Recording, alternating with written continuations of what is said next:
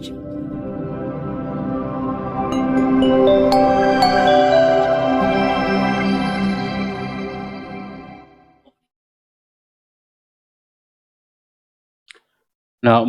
tassa bhagavato arahato sama sambuddhassa. Namo tassa bhagavato arahato sama sambuddhassa. Namo tassa bhagavato arahato sama sambuddhassa. Kalena dhamma sakacca itam manggalamutamang. Membahas dhamma pada saat yang sesuai, itulah berkah utama.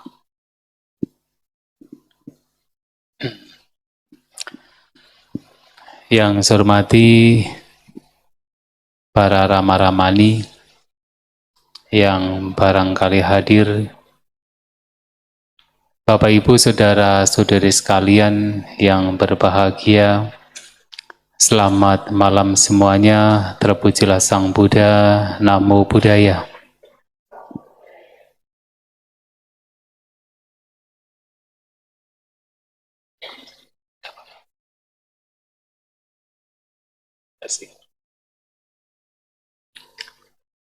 Sesuai dengan jadwal yang sudah ditentukan, malam ini kita akan membahas,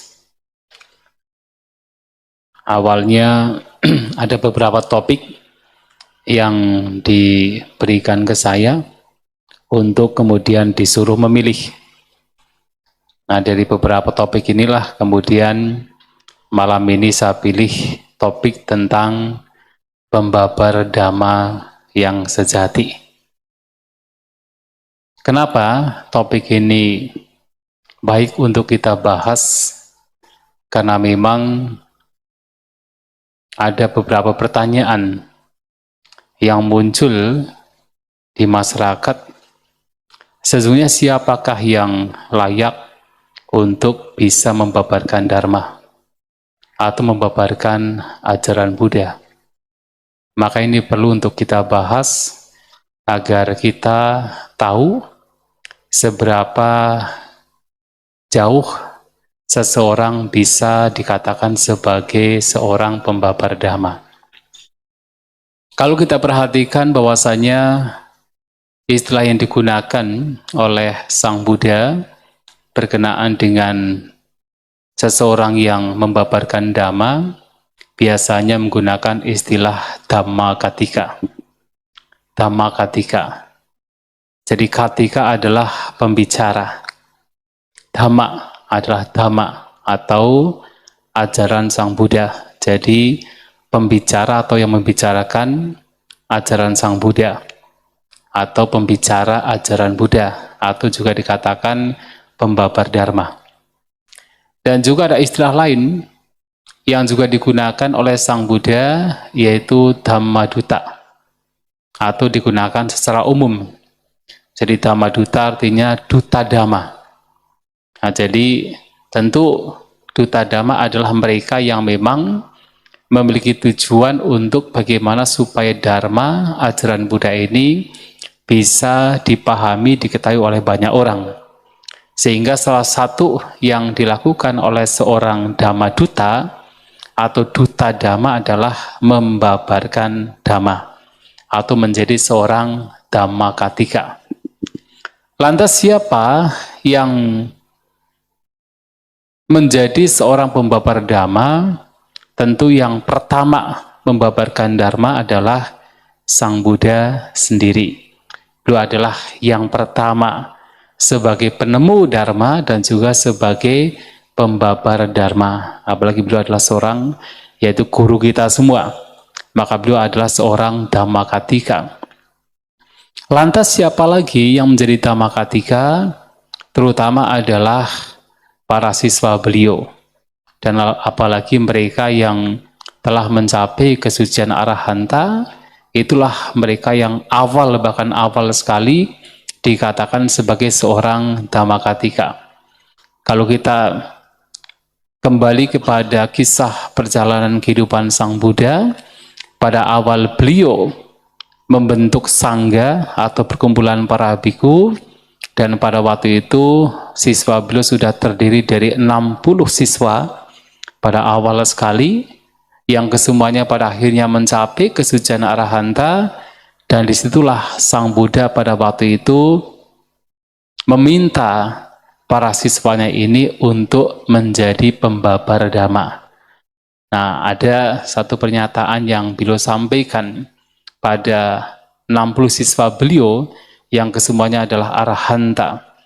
Cara tak bikawi cari kang, bahu jana hitaya, bahu jana sukaya, lo kanukampaya, attaya hitaya sukaya.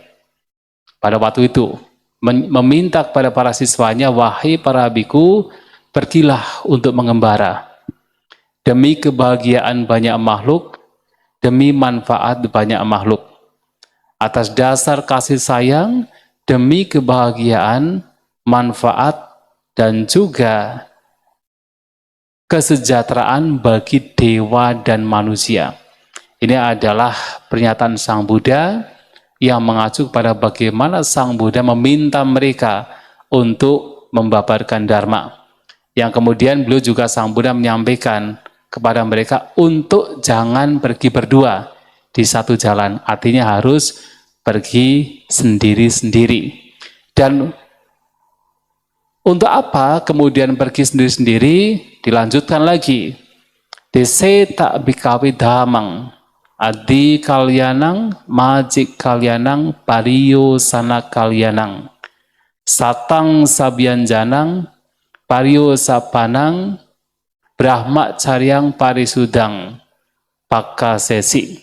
Yang artinya meminta kepada para siswanya, pergilah untuk membabarkan dharma.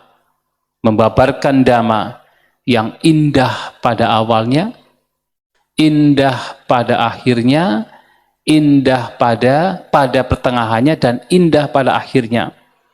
Dan indah baik secara makna maupun secara kata-kata. Satang sabian janang. Dan membabarkan dharma demi untuk mendeklarasikan atau untuk menunjukkan kehidupan yang suci, yang bersih. Nah, itulah permintaan Sang Buddha kepada para siswa beliau untuk menjadi pembabar dharma. Bahkan pada awal sekali beliau membentuk sangga. Nah, kalau kita memperhatikan apa yang disampaikan Sang Buddha ini, memang pada awalnya sekali mereka yang telah mencapai kesucian arahanta adalah benar-benar yang sangat ideal, sangat layak untuk menjadi pembabar dhamma. Bahkan dalam salah satu khutbah yang lain, yaitu Salaika Sutta. Nah, dalam Salaika Sutta, Sang Buddha menyampaikan bahwa ketika seseorang itu berada di lumpur, maka mustahil dia bisa menarik orang yang juga terperosok di dalam lumpur. Hanya ketika seseorang berada di luar lumpur, maka dia memungkinkan untuk menarik orang atau untuk katakan menolong orang yang sudah terperangkap di dalam lumpur. Dan demikian pula sesuatu yang tidak mungkin, sesuatu yang mustahil, ketika seseorang tidak terlatih, ketika seseorang tidak terjinakkan, ketika seseorang tidak, bahkan dalam khutbah tersebut, artinya padam atau tenang, ini masuk pada orang yang mencapai nibbana, maka tidaklah mungkin orang demikian kemudian bisa menolong orang lain untuk juga katakan menjadi terlatih, untuk juga katakan menjadi terjinakkan.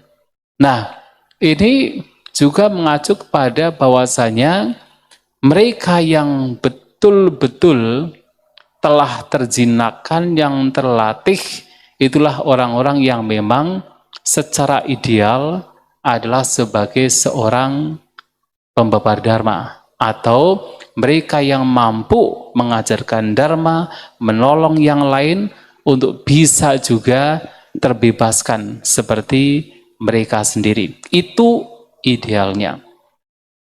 Nah, sehingga kalau kita bicara ideal, siapa seorang Dhammakattika yang ideal? Adalah mereka yang memang sudah terbebaskan. Tetapi apakah kemudian harus demikian? Ya tentu tidak demikian. Artinya ada satu khutbah dalam khutbah Sang Buddha, dalam beberapa khutbah sebenarnya, tentang definisi siapakah yang sesungguhnya disebut sebagai seorang Dhammakattika. Jadi ada khutbah namanya Dhammakattika Sutta, ada juga khutbah namanya Dhammakattika Pucca Sutta. Atau kalau Dhammakattika Sutta khutbah tentang seorang pembabar dharma. Dhammakattika Pucca Sutta adalah juga khutbah tentang pertanyaan, siapakah yang pantas layak menjadi seorang pembabar dharma. Nah, ketika ditanya demikian, sebenarnya Sang Buddha menjawab dengan sederhana. Dalam khutbah yang pertama, Sang Buddha menyampaikan, siapapun yang membabarkan dharma demi untuk kemuakan, demi untuk ketanpa nafsuan, demi untuk kepadaman rupa atau jasmani, maka dialah seorang pembabar dharma, Dhammakattika. Kemudian dilanjutkan, ketika seseorang membabarkan dharma demi kemuakan, demi ketanpa nafsuan, demi kepadaman vedana, perasaan, dia juga adalah seorang pembabar dhamma. Kemudian dilanjutkan, ketika seseorang membabarkan dharma demi kemuakan, ketanpa nafsuan, demi kepadaman sanya, persepsi, dia pun juga sebagai seorang pembabar dharma, Dhammakattika.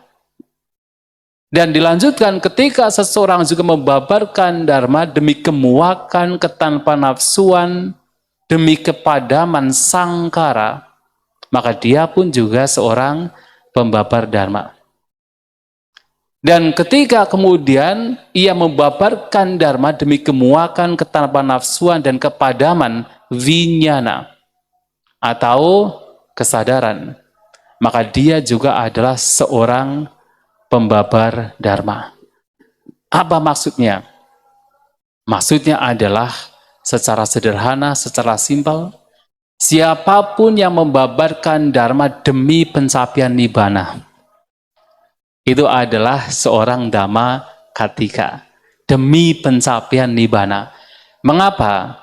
Karena kemuakan atau nibbida, karena ketanpa nafsuan viraga, karena kepadaman nirodha berkenaan dengan 5 gugusan, yaitu rupa, vedana, sanya, sangkara, vinyana, tidak lain adalah membawa kepada pencapaian nibbana. Itulah Dhammakattika. Nah, sehingga di dalam khutbah lain yang mirip, ketika beliau ditanya definisi siapa yang layak dianggap sebagai seorang Dhammakattika, maka beliau juga memberikan definisi yang mirip. Ketika seseorang membabarkan dhamma demi kemuakan, ketanpa nafsuan, demi kepadaman caku. Caku adalah mata. Kemudian secara yang sama, demi kemuakan, ketanpa nafsuan, dan kepadaman sota, telinga, jadi caku, kemudian telinga, kemudian hidung, lidah, jasmani, dan bahkan mana, pikiran. Itulah yang dikatakan sebagai seorang pembabar dharma, seorang Dhammakattika. Lagi-lagi ini juga mengacu kepada apa? Babaran dharma atau dharma yang nantinya mengarah kepada nibbana. Sampai di sini bisa dipahami ya. Dan kemudian di khotbah yang lain ketika ditanya definisi Dhammakatika seorang pembabar dharma, juga Sang Buddha memberikan definisi yang mirip, hanya dengan objeknya yang berbeda. Yang tidak lain adalah objeknya adalah Dvadasangga Padisa Samupada, 12 faktor yang kemunculannya bersebab, yang seringkali diterjemahkan 12 sebab musabab yang saling bergantungan. Nah, di sana beliau Sang Buddha menyampaikan ketika ditanya apa yang dimaksud sebagai seorang Dhammakatika pembabaran dharma, Sang Buddha menyampaikan ketika seseorang membabarkan dharma demi kemuakan, demi ketanpa nafsuan, dan demi kepadaman jara marana, yaitu usia tua dan juga kematian, maka dia dikatakan sebagai seorang pembabar dhamma. Dan kemudian dilanjutkan, ketika seseorang membabarkan dharma demi kemuakan, demi ketanpa nafsuan, demi kepadaman jati, yaitu kelahiran, maka dia juga dikatakan sebagai seorang pembabar dharma. Kemudian jati, bhava, upadana, tanha, vedana, passa, salayatana, namarupa, vinyana, sangkara, dan avijja. Ketika seseorang membabarkan dharma demi kemuakan, ketanpa nafsuan, dan kepadaman avijja, ketidaktahuan, maka dia dikatakan sebagai seorang pembabar dharma. Maka Dhammakatika di sini ketika ditanya siapakah yang layak dianggap sebagai seorang pembabar dharma, adalah mereka yang membabarkan dharma demi pencapaian nibbana. Jadi apapun poin-poin dhamma yang ketika diajarkan membawa kepada pencapaian nibbana, itu adalah seorang pembabar dharma. Dan akan berbeda, karena dalam khotbah-khotbah ini juga dilanjutkan oleh Sang Buddha. Ketika seseorang membabarkan dhamma demi, tadi yang saya sampaikan, dia dikatakan sebagai seorang Dhammakatika. Tetapi ketika seseorang mempraktikkan, tidak hanya membabarkan tetapi mempraktikkan. Ketika seseorang mempraktikkan dhamma demi kemuakan, demi ketanpa nafsuan, demi kepadaman 5 gugusan, demi kepadaman 6 salayatana, 6 landasan indera, dan demi 3 hal tadi, kemuakan, ketanpa nafsuan, dan kepadaman 12 faktor yang kemunculannya bersebab, maka ia disebut sebagai Dhammanudhamma Patipada. Orang yang mempraktikkan sesuai dengan dhamma. Praktisi. Kalau tadi hanya membabarkan, sekarang praktisi, seorang praktisi. Dan ketika seseorang kemudian berhasil dalam praktik tersebut, maka dia tidak hanya sebagai seorang praktisi, tetapi seseorang yang telah menembus atau padiveda. Maka ada 3, membabarkan, mempraktikkan, pada akhirnya menembus. Nah, sehingga di sini, kalaupun seandainya seseorang belum menembus, bahkan seandainya seseorang belum mempraktikkan, kalau dia membabarkan dharma demi itu semua, yaitu demi secara kesimpulan, demi pencapaian nibbana, maka dia adalah seorang Dhammakatika, seorang pembabar dhamma. Sampai di sini maksud ya. Nah, oleh sebab itu, pada zaman Sang Buddha, sebagai contoh di antara para siswa beliau yang terunggul di dalam pembabaran dharma, itu dikenal sebagai Bante Punna Mantanibuta. Jadi Sang Buddha dalam salah satu khutbahnya yang kemudian tercatat di dalam Anguttara Nikaya telah menetapkan siswa-siswa beliau yang terunggul dalam bidang tertentu. Kalau misalnya Bante Sariputta terunggul di dalam kebijaksanaan. Jadi di antara para siswa beliau yang memang bijaksana, maka Sang Bante Sariputta terunggul dalam kebijaksanaan. Bante Mahamoggallana adalah terunggul di dalam calabinya atau 6 abinya, pengetahuan tinggi. Di antara para siswa beliau yang memiliki calabinya, maka Bante Mahamoggallana yang terunggul. Bante Anuruddha, nah terunggul di dalam apa? Terunggul di dalam pencapaian Dibacaku. Di antara mereka yang memiliki Dibacaku atau mata dewa, Bante Anuruddha adalah yang terunggul. Nah di sini ternyata di antara para siswa Sang Buddha yang terunggul di dalam pembabaran Dharma, Bante Punamantaniputta adalah yang terunggul di dalam pembabaran Dhamma atau terunggul sebagai seorang Dhammakatika. Nah pertanyaannya, kenapa Sang Buddha menunjuk Bante Punamantaniputta sebagai terunggul sebagai seorang Dhammakatika? Ternyata karena Bante Punamantaniputta ini ternyata beliau selalu mengajarkan 10 hal terhadap para siswa yang lain. Mengajarkan 10 hal. Kalau saya tidak lupa ya, kadang lupa ya, karena bukan Bante Ananda. Kalau Bante Ananda kan begitu membaca, oh langsung semua bisa diingat. 10 hal yang Bante Punamantaniputta selalu gaungkan, babarkan kepada siswa yang lain. Yang pertama adalah selalu membabarkan atau katakan, ya membabarkan Dhamma berkenaan dengan apicca. Apicca itu artinya sedikit keinginan. Jadi bukan papicca, atau keinginan yang buruk atau banyak keinginan, tetapi selalu mengajarkan untuk memiliki sedikit keinginan. Itu yang pertama. Kemudian beliau juga selalu membabarkan Dharma, ajaran Sang Buddha yang berkenaan dengan santuti.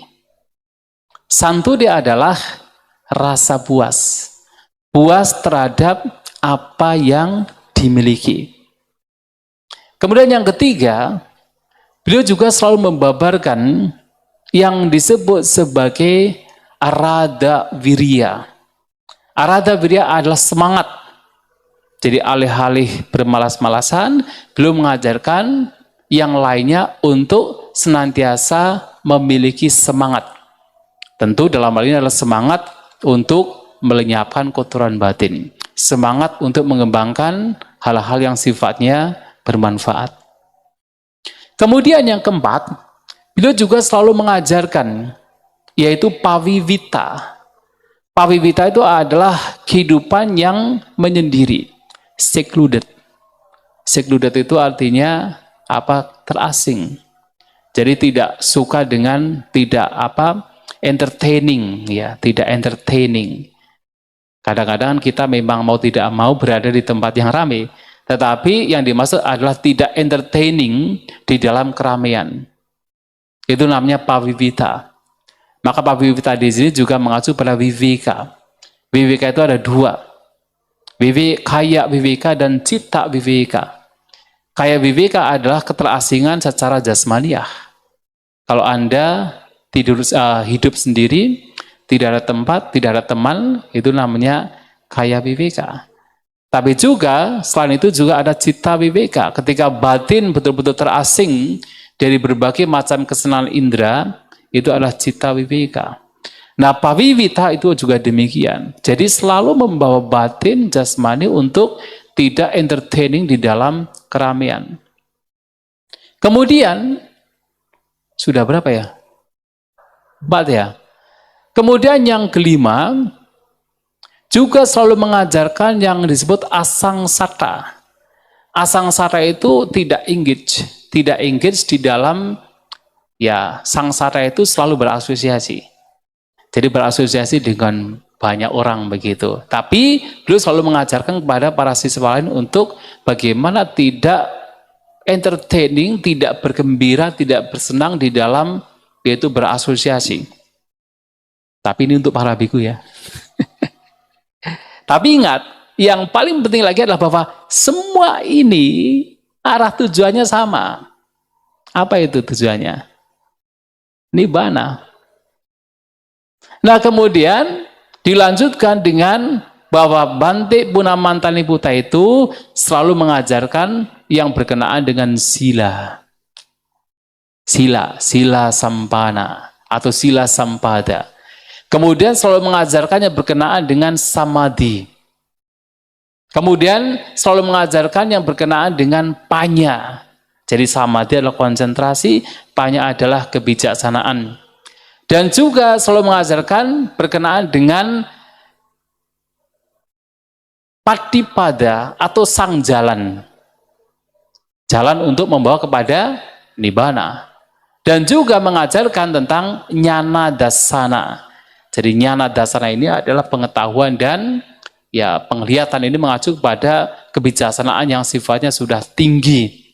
Nah 10 hal ini, yang mana 10 hal ini tidak lain adalah untuk apa? Nibbana. Nah sehingga karena Bante Punamantaniputta ini memang cara membabarkan Dharma juga tentu indah dan juga lihai dalam pembabaran Dharma dan mengajarkan betul-betul Dharma, betul-betul poin-poin yang membawa kepada Nibbana, maka beliau dikatakan atau ditetapkan oleh Sang Buddha sebagai yang terunggul, sebagai Dhammakattika. Nah, ini juga menjadi contoh bagaimana seorang Dhammakattika itu atau seorang pembabar Dharma adalah ketika dia membabarkan Dharma demi pencapaian Nibbana. Nah, ini yang penting untuk kita pahami. Jadi ketika ditanya siapakah yang layak untuk membabarkan Dharma, ya tentu siapapun ketika dia membabarkan Dharma untuk Nibbana, tapi betul-betul Dharma, bukan melenceng dari Dharma, maka dia bisa dikatakan sebagai seorang Dhammakattika. Nah, oleh sebab itu dalam hal ini tentu ada juga hal lain yang juga harus kita pahami sebagai seorang pembabar Dharma. Ada satu khotbah yang lain yang disampaikan pada waktu itu sebenarnya berkenaan dengan seorang biku bernama Bante Udayi. Jadi suatu kali ketika Bante Udayi sedang membabarkan Dharma dan Sang Buddha mendengarkan pemaparan Dharma dari Bante Udayi ini, kemudian bertanya kepada Bante Ananda, siapakah yang sedang membabarkan Dharma? Karena memang kelihatan indah. Nah, kemudian Bante Ananda mengatakan bahwa yang sedang membabarkan Dharma adalah Bante Udayi. Dan pada waktu itu Sang Buddha mengatakan bahwa tidak gampang atau tidak mudah untuk bisa membabarkan Dharma. Karena seorang pembabar Dharma yang sungguh-sungguh itu harus memiliki 5 kualitas. 5 kualitas. Yang pertama adalah seorang pembabar Dharma itu harus bisa membabarkan Dharma secara bertahap. Anupubikhatang, kate samisa akan membabarkan Dharma secara bertahap. Dia harus punya kemampuan untuk bisa membabarkan Dharma secara bertahap. Kalau kita perhatikan Sang Buddha itu demikian. Jadi kalau kita perhatikan, seluruh ajaran Buddha itu, khotbah-khotbah beliau itu pasti diajarkan secara bertahap. Bahkan yang kelihatannya mungkin seakan-akan tidak bertahap, kalau kita perhatikan itu bertahap. Misalnya apa? Karanya Sutta. Bertahap tidak? Bertahap kan? Dari syair-syair yang isinya sebenarnya sederhana, sampai kemudian mengarah kepada apa? Pencapaian Nibbana. Ya kan? Jadi syair yang terakhir kan mengacu pada pencapaian nibbana. Jadi dari praktik sila, kalau kita perhatikan, Karanya Metasukha itu dari praktik sila menjadi orang yang lemah lembut, kan begitu. Menjadi orang yang tidak sombong. Kemudian mempraktikkan meditasi samatha. Dia apa? Mempraktikkan meditasi cinta kasih. Kemudian juga mempraktikkan vipassana. Yang mana setelah itu mencapai, kalau dalam kitab komentar, nahi jatuh gabase yang punaretiti, maka tidak akan terlahir atau masuk ke dalam kandungan manapun, itu mengacu pada seorang anagami. Tapi kita bisa sebenarnya mengacu itu sebagai pencapaian arahat juga. Artinya praktik sila, samatha, vipassana, kemudian pencapaian kesucian. Kemudian kalau kita melihat misalnya Manggala Sutta, juga sama. Manggala Sutta juga dari yang simpel. Pujaca pujanianang kan. Menghormat kepada yang patut dihormati. Kemudian masuk-masuk, kemudian sampai kemudian katakan menyokong orang tua, menyokong anak istri, tetapi kemudian yang paling terakhir, pencapaian arahanta. Putasa lokadamehi citang yasana kampati. Itu pencapaian arahanta. Walaupun disentuh oleh hal-hal yang bersifat duniawi, citang yasana kampati, batin tidak tergoyahkan. Asokang wirajang kemang. Tiada sedih, tiada debu atau tiada noda. Kemang adalah safety. Artinya sudah aman dari segala bentuk penderitaan. Pencapaian arahanta. Maka selalu bertahap. Itulah ajaran Buddha. Maka menyampaikan dharma secara bertahap itu juga salah satu kemampuan yang memang harus dimiliki seorang pembabar dharma. Ya tentu kita semua berusaha kalau kita membabarkan dharma. Tetapi paling tidak ini adalah poin-poin yang baik untuk kita pahami. Ini yang pertama. Yang kedua adalah juga, seorang pembabar dharma yang handal juga harus mampu untuk memberikan alasan-alasan terhadap apa yang ia bicarakan. Pariyaya dasawi. Jadi ia berbicara tanpa tidak ada alasan. Tapi ia selalu berbicara atas dasar alasan, atas dasar reason. Jadi tidak asal bicara. Ya kan? Jadi tidak asal bicara. Jadi bicara harus dengan alasan. Bicara harus dengan reason. Tahu apa yang dia bicarakan. Kalau asal bicara ya bukan dharma. Maka disebut pariyaya dasawi. Jadi harus ada alasan. Harus punya alasan. Setiap kata yang dia ucapkan, setiap kalimat yang dia ucapkan, keseluruhan apa yang ia ucapkan itu harus ada alasan. Itu juga salah satu kemampuan seorang pembabar dharma yang memang benar-benar baik atau benar-benar ideal. Itu juga salah satu hal yang juga harus dimiliki. Dan kemudian selanjutnya dikatakan bahwa seorang pembabar dharma yang baik juga dia harus membabarkan dharma atas dasar kasih sayang. Ini sudah masuk ke dalam kualitas diri.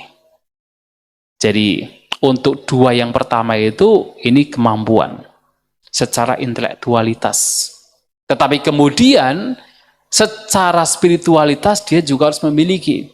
Bahwa dia membabarkan dharma itu harus atas dasar kasih sayang, anudayatang padicak katang katesami. Jadi berdasarkan anudaya. Anudaya artinya kasih sayang. Jadi demi manfaat. Jadi kalau kita mengacu pada awal sekali, Sang Buddha meminta ke-60 arahanta untuk membabarkan dharma. Kan untuk apa? Bahu jana hitaya, bahu jana sukaya. Jadi demi manfaat, demi kebahagiaan banyak orang. Loka anukampaya, atas dasar kasih sayang terhadap dunia. Loka anukampa. Nah di sini anudayatang padicca, berdasarkan kasih sayang, bukan yang lain. Nah sehingga yang keempat adalah na amisantaro, bahwasanya seseorang membabarkan dhamma bukan untuk materi. Jadi bukan untuk supaya mendapatkan materi, apakah mendapatkan uang, mendapatkan kemasyhuran, kekuasaan, bukan demikian. Tapi betul-betul adalah demi yang mendengarkan itu mendapatkan manfaat. Nah, sehingga ada khutbah lain, Sang Buddha pernah memberikan pujian terhadap Bhante Mahakassapa dalam Candu Upamasuta. Salah satu kualitas dari Bhante Mahakassapa adalah beliau ini ketika membabarkan Dharma, itu hanya ada dua alasan. Yang pertama adalah karena hormatnya beliau terhadap Dharma itu sendiri. Karena hormatnya beliau terhadap Dharma. Menghormati Dharma.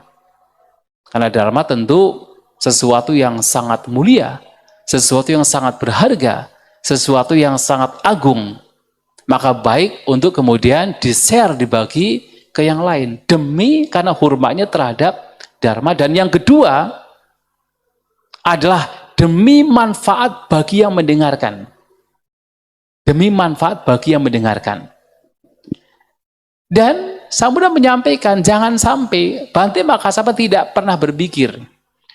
Ketika membabarkan Dharma, kemudian berpikir, semoga yang mendengarkan Dhamma mengerti Dharma. Setelah mengerti Dharma, punya keyakinan terhadap Dharma. Dan setelah punya keyakinan terhadap Dharma, punya keyakinan terhadap saya. Kalau hanya sampai pada semoga yang mendengarkan Dharma, mengerti Dharma, punya keyakinan terhadap Dharma, itu baik. Tapi masalahnya kadang ditambah, semoga juga yakin terhadap saya. Itu yang tidak baik. Dan Bhante Mahakassapa tidak pernah berpikir demikian. Sehingga kualitas yang keempat yang disampaikan Sang Buddha berkenaan dengan Bhante Udayi adalah seseorang membabarkan Dharma bukan untuk mendapatkan amisa. Amisa itu hal-hal yang bersifat duniawi. Apakah itu materi, apakah itu kemasyhuran, kekuasaan, tidak demikian. Tetapi sesuai dengan kualitas yang dimiliki oleh Bhante Mahakassapa, karena hormatnya terhadap Dhamma dan karena inginnya yang mendengarkan mendapatkan manfaat, dan tidak lebih dari itu. Nah yang kelima, seorang pembabar Dharma itu juga harus membabarkan Dhamma dengan tidak merugikan orang lain atau tidak menghancurkan orang lain maupun diri sendiri.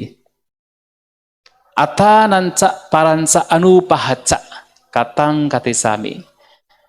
Tidak merugikan orang lain, tidak merugikan diri sendiri atau menghancurkan diri sendiri, dan juga menghancurkan orang lain. Maksudnya apa? Maksudnya adalah jangan membabarkan Dharma dengan menyombongkan diri sendiri dan merendahkan orang lain. Artinya kalau merendahkan orang lain, itu menghancurkan orang lain. Kalau kemudian menyombongkan diri sendiri, itu menghancurkan diri sendiri.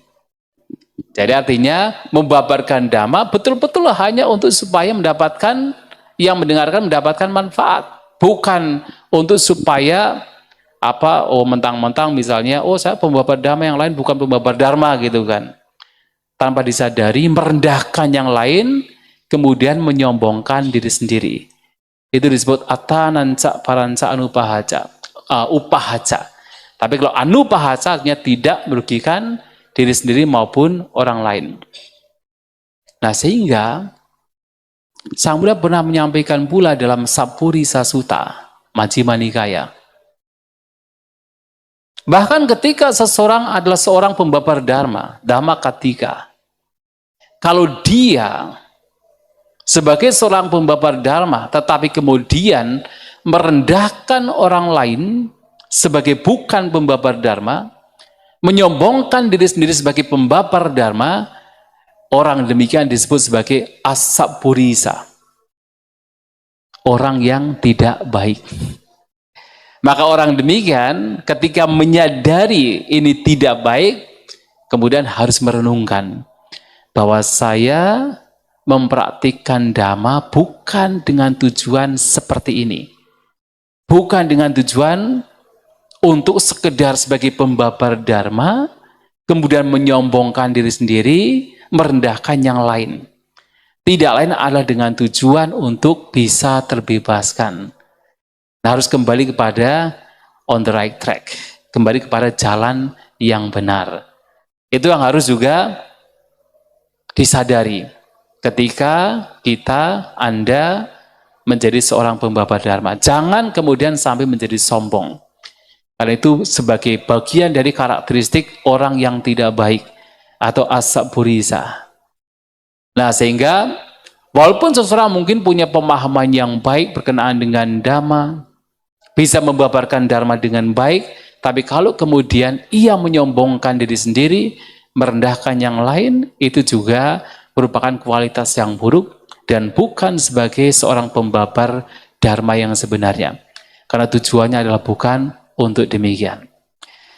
Maka Bapak Ibu Saudara-saudari sekalian, kalau kita simpulkan, ketika seseorang menjadi seorang pembabar dharma, yang pertama tentu dia harus membabarkan ajaran yang memang benar-benar membawa kepada pencapaian nibbana. Jadi apapun ajarannya, apapun dharmanya, kalau itu membawa kepada pencapaian nibbana, maka itulah yang layak, yang patut untuk dibabarkan. Ini yang pertama. Sehingga membabarkan dhamma seperti berkenaan dengan 4 kebenaran mulia, berkenaan dengan padicca samuppada, berkenaan dengan meditasi, samatha, vipassana, berkenaan dengan tilakkhana, dukkha, anicca, anatta. Apapun poin dhamma yang ketika dipraktikkan membawa mengarah kepada nibbana, itulah yang harus dibabarkan dan itulah menjadi satu syarat ketika seseorang dikatakan sebagai seorang dhammakatika, yaitu dhamma yang membawa kepada nibbana. Yang pertama. Yang kedua, tentu ketika seseorang ingin menjadi seorang pembabar dharma, ya tidak hanya seseorang memahami dhamma, tetapi juga bisa menyampaikan dhamma. Kan begitu ya? Tidak hanya seseorang memahami dhamma, tetapi juga bisa menyampaikan dhamma. Karena siapa tahu dhamma tetapi tidak bisa disampaikan, atau tidak mampu menyampaikan. Jadi alih-alih menyampaikan dharma, tetapi malahan menyimpang dari dharma, karena tidak bisa menyampaikan. Maka seperti tadi, ini kualitas seperti misalnya yang disampaikan Sang Buddha kepada Bante Ananda berkenaan dengan Bante Udayi. Seseorang bisa menyampaikan dhamma secara bertahap, anupubikata. Seseorang bisa menyampaikan dhamma dengan alasan-alasan yang kuat. Itu juga sebuah kemampuan. Dan seseorang bisa menyampaikan dhamma yang indah pada awalnya, indah pada pertengahannya, indah pada akhirnya. Indah secara makna, indah secara bahkan kata-kata. Satang, sabian, janang. Jadi tidak hanya maknanya saja, bahkan kalau bisa kata-katanya juga. Maka pada zaman Sang Buddha ada seorang Bante yang juga dikatakan sebagai seorang pembabar dharma yang terunggul di dalam suara. Siapa? Bante Lakuntaka Bhatia. Dia adalah seorang Bante yang memiliki suara yang indah sekali ketika membabarkan Dharma. Maka ketika beliau tidak sedang membabarkan Dharma, kelihatannya orang biasa, bahkan ya, Bante Lakuntaka Badia ini memiliki tubuh yang cebol. Nah, sehingga beliau ini seringkali diganggu oleh para samanera. Tanpa tahu bahwasanya Bante ini sudah arahanta. Nah, sebagai seorang arahanta, walaupun diganggu ya diam saja. Jadi tentu tidak akan marah, ya tidak ada kemarahan. Tapi begitu beliau membabarkan Dharma, baru orang-orang tahu betapa luar biasanya Bante ini. Termasuk suaranya itu paling indah. Itu terunggul dalam suara ketika membabarkan Dharma. Bante Lakuntaka Badia. Maka kalau mereka yang punya suara yang indah itu juga menjadi satu kualitas yang baik sekali. Bisa membabarkan Dhamma, tidak hanya indah dalam makna, kalau makna jelas itu indah, tapi bahkan indah dalam kata-kata. Jadi ketika dikatakan Adi kalyanang, maji kalyanang, pariyo sana kalyanang, indah di awal, indah di pertengahan, indah di akhir, itu ada dua keindahan. Indah secara makna, indah secara kata-kata. Nah, ini juga kemampuan. Makanya kan kalau mungkin di sini ada yang pernah ikut GPS. Ada ya? Certified Public Speaking. Kan Mr. Po dulu sering ke Surabaya ya, mengadakan Certified Public Speaking. Nah, beliau selalu menggaungkan, kalau ingin membabarkan Dharma atau berpidato atau memberikan kata sambutan, maka harus memiliki 3S. 3S. Terstruktur, teratur, terukur. Jadi betul-betul apa yang disampaikan terstruktur. Jadi ada awal, ada pertengahan, ada akhir. Jadi tidak seperti kelelawar. Tahu kan kelelawar kalau terbang ke sana kemari, nggak tahu akhir depannya itu mana. Pokoknya terbang begitu kan. Nah, tapi ada awal, pertengahan, ada akhir. Terstruktur, terukur, teratur. Teratur artinya ya kata-katanya juga betul-betul. Ya kalau beliau si Mr. Po selalu mengatakan kalau bisa setiap katanya itu harus dengan kata yang baku dan juga betul-betul jelas. Nah, itu namanya teratur. Kemudian terukur artinya ada tujuan. Apa yang disampaikan itu punya tujuan. Nah, ini juga menjadi satu kemampuan yang baik, yang patut untuk dimiliki. Jadi kemampuan untuk menyampaikan Dharma. Tetapi yang juga penting lagi, tidak hanya dia punya pemahaman Dhamma, tidak hanya kemudian dia punya kemampuan menyampaikan Dhamma, ia pun juga harus punya kemampuan untuk mengelola batinnya sendiri. Agar apa?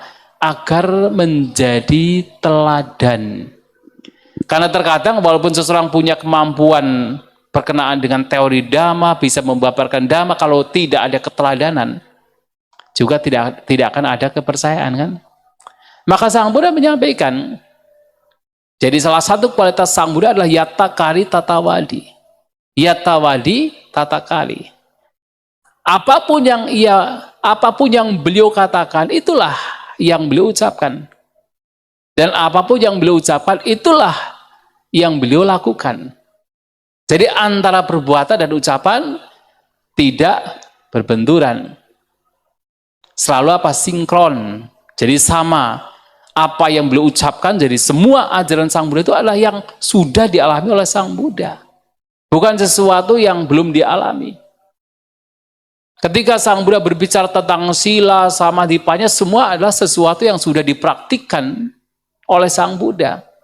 Bukan sesuatu yang sekedar hanya teori. Itulah salah satu kualitas yang luar biasa yang dimiliki oleh Sang Buddha. Ya kita mengarah ke sana. Tetapi ini menjadi satu poin yang penting untuk kita jadikan sebagai panduan, bahwasanya tidak hanya kita memberi tetapi juga kita harus menjadi teladan. Dan ini juga menjadi hal yang dilakukan oleh tadi Bante Puna Mantani Buta. Jadi tidak hanya Bante Puna Mantani Buta mengajarkan tentang abhijja sebagai contoh, yaitu sedikit keinginan, tetapi beliau juga mempraktikkan kehidupan yang sedikit keinginan. Tidak hanya beliau mengajarkan siswa yang lain atau para biku lain berkenaan dengan santuti atau rasa puas. Beliau juga adalah orang yang memiliki rasa puas terhadap apa yang dimiliki. Tidak hanya beliau mengajarkan pavivita atau keterasingan, kesendirian, tetapi beliau juga cenderung untuk hidup terasing. Jadi antara ucapan dan perbuatan itu sinkron. Itu adalah keteladanan.